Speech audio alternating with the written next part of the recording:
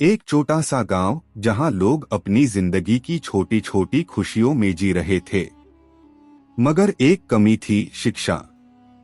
गांव के बच्चों के लिए कोई स्कूल नहीं था।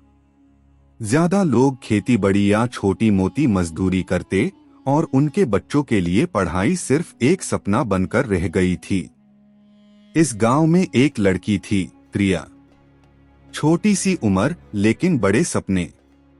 उससे पढ़ाई का बहुत शौक था। जब भी वो किसी अखबार या किताब का एक शब्द भी पढ़ लेती तो उसका चेहरा खिल उठता।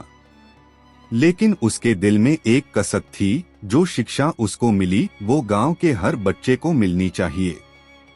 एक दिन उसने अपनी माँ से कहा, माँ, अगर हमारे गांव में एक स्कूल होता तो कितना अच्छा होता ना। माँ ने एक ठंडी आह भरी, बेटा, सपने देखना अच्छा है, पर इन्हें पूरा करने के लिए पैसा चाहिए। हमारे पास इतना कुछ कहाँ है। लेकिन प्रिया ने ठान लिया था। उसने सोचा, अगर पैसे की कमी है तो उससे जोड़ने की कोशिश तो की जा सकती है। वो गांव के लोगों के पास गई, उनसे बात की। कुछ लोग हंसे, कुछ ने मना कर दिया, पर कुछ लोगों ने उसकी बात ध्यान से सुनी। एक बुजुर्ग आदमी बोले, बेटी, तेरा इरादा अच्छा है, मगर एक स्कूल बनाना आसान नहीं। पैसे, जगह और समय चाहिए। प्रिया बोली, दादाजी, अगर हम सब मिलकर एक एक ईंट भी जोड़ेंगे तो एक दिन ये स्कूल खड़ा हो जाएगा। प्रिया ने काम शुरू कर दिया। दिन भर वो अपनी माँ का हाथ बताती, रात को लोगों से मिलती, समझती कि शिक्षा क्यों जरूरी है। धीरे धीरे कुछ लोग उसका साथ देने लगे। किसी ने कुछ पैसे दिए, किसी ने अपनी जमीन का एक टुकड़ा दिया और किसी ने अपना समय। कई महीने लग गए, मगर प्रिया रुकी नहीं।